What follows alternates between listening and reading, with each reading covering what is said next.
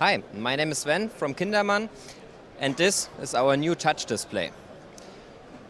In the front interface, we've got our own Android interface customized by us, so that our customers and the end users has got the key features in the front.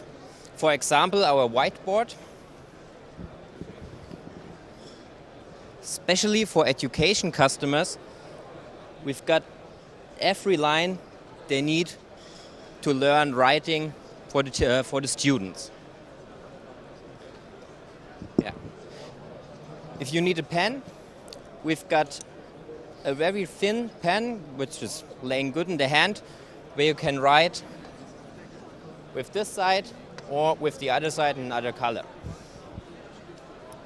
If you want to, you can write with one hand, or you can move all the things you need. In our toolbar, you've got another quick features where you can choose, for example, your input and choose the source from a Windows PC. So like you see, you can use all Windows feature, for example, and have a touch display. Your customers work good with that. Website, you can find our touch display on the website kindermann.com.